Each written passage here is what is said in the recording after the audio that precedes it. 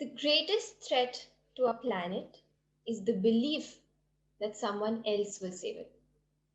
Quoted by Sir Robert Swan, who is the first man in history to have walked to the North and South Poles, and who also happens to be my mentor. Hi everyone, I am Avani Awasthee, one of the youngest Indians to have been to the Antarctic twice and a model by profession, titled Miss Tourism Metropolitan India 2019. And I am here today with this belief that you and I together can make this world a better place with just 1%. Robert Swan heads the 2041 Foundation, which stands for the Antarctic Treaty created by the United Nations in 1959, which aims at protecting the icy continent from any kind of exploitation until the year 2041, after which the treaty can be edited, extended, or even abandoned. Antarctica is such a hopeful place, but even with an existing treaty right now, the continent is melting at a 10 times faster rate than what NASA had initially predicted. Majority of the Arctic has already melted, and the resources up there are being taken out and used and exploited mercilessly for the past innumerable decades. And then we ask, but why is the ice really melting? What we are working towards is to make sure that what is happening up north in the Arctic does not happen down south in the Antarctic. Antarctica has been described as a silence deep with a breath like sleep. And trust me, the continent's profound beauty haunts you for the rest of your days. I witnessed this beauty firsthand at the age of 18 and then again at 20, but this time I was on the expedition as a mentor. And of course, who wouldn't want to be that coolest student in class to be a polar explorer, right? But it wasn't just that simple.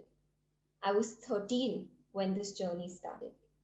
But this wasn't an excursion, it was an expedition. A mission to the end of the world, Antarctica, the most pristine place on this earth. A continent whose civilization consists of penguins, whales, and seals.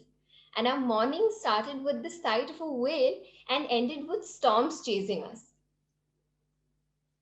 There was, of course, a huge part of my family and friends who were so proud. But there is always that one section of the society that can't help but call you crazy. But what's the fun in not being crazy, right? And so I did. I went south to the pole to become the youngest Indian to be on the Antarctic in 2016. And to make it better, I embraced it with a polar plunge into the -2 degrees Antarctic waters. This plunge wasn't just any other plunge. It was a jump that pushed our limits to dive into the chilling waters that helped us appreciate the beauty of that continent. 70% of the world's fresh water on this continent, and I was there, standing right on it. The wildlife so pristine, the air so fresh, and the colors so soothing. But all of this is at a threat. On these expeditions, we were 100 people from different nations, alien cultures, and varied languages, but all together with just one motive, which is to save Antarctica from what has already happened to the Arctic. Now, you must be wondering, how are we sitting so far away here in India going to possibly save Antarctica? Now, let me tell you. Any tiny action of ours that contributes to the depletion or overusage of our planet's resources results in an increase in carbon footprint, which in turn gets our planet to heat up even more. This heating up of the planet has been taking place due to us humans who are so far away from the South Pole, but this is the same heat that is causing the polar caps to melt. If the whole of Antarctica melts, the sea level is going to rise by a good 68 meters, of which 1 meter has already increased in the past 5 years. While I was deep rooted into the frozen waters of Antarctica, I discovered another inclination that was going to drive my dramatic aunties to pronounce me unstable. Wasn't it enough for an 18-year-old Indian girl to go to Antarctica all alone for her to start modeling now? Well, within a year of my photo shoots and ramp walks, I started shooting professionally, and soon the ruthless taunting did not take long to make its rounds. What values are you trying to portray? Doesn't this contradict your values of being an environmental advocate? Do you want to pour water on all your efforts? And so I succumbed to this pressure and took a break from modeling. But then I got thinking, why can't two of the closest things to my heart coexist? That's when I started to use both of them to their each's benefit. Because being pretty does not mean being dumb, right? Don't we have stunning examples of intelligent supermodels and global actors like Emma Watson or Dia Mirza advocating social causes, but also working in the entertainment industry at the same time? Then why not me? Jennifer Lopez very rightly said, beauty is only skin deep. And I think what's truly important is finding a balance of the mind, body, and spirit. So I found my balance by getting both my passions to coexist. I started modeling and promoting green and eco-friendly brands, started using local food and clothing brands, started upcycling my old outfits into new ones. And who doesn't enjoy shopping, right? Well, I do. And so I started buying from thrift shops online, which is my personal favorite. Now, sustainable living is not temporary, it's a lifestyle. Adapting to certain habits consciously, but habits that become your lifestyle without causing too much inconvenience to you.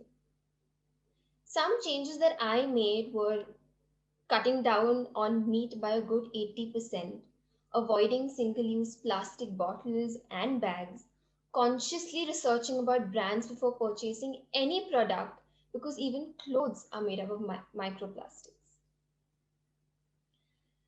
Just like walking the Antarctic is no cakewalk, walking the ramp isn't either. I'm sure you've heard this plenty of times, but trust me, what looks like glamour does not necessarily glitter. What it can do to you is shake your confidence and sometimes even break it. In front of the camera for 12 hours straight, 47 changes in 10 hours, and walking the ramp in 6-inch heels is no child's play. But then again, what is? Nothing worth come easy, right? The word struggling has a negative connotation to it, but that is the period that teaches you the most. And those are the days that help you identify what really floats your boat. But then, when do we really stop struggling? Do we ever stop struggling? It is okay to try something and realize on the way that that is not something that you want to pursue further. Your inclinations, your interests, your passions over time can change, and that's okay, like mine did. But just because a part of my life is so focused on my shoots and fashion shows does not mean that my efforts or my fight towards climate change has been diluted. Yes, sometimes our busy schedules, professional commitments do not allow us to contribute enough time to the environment. In fact, we end up contributing to the damage even more. But that is where our conscience and responsibilities come in. And that is your 1%. The ability to balance and live a lifestyle of your choice, but limiting your actions in a way that least contributes to giving out your personal carbon footprint is your real effort in every tiny way possible. It can be something as small as segregating waste, or even something as big as turning completely vegetarian. You can start today, and it can start with you. Be it climate advocacy or modeling. Do it because you want to do it. Everyone says given your 100%, but I say given your 1%. Because that 1% multiplied by millions of people can transform the world. So given that 1%, because that is only for you.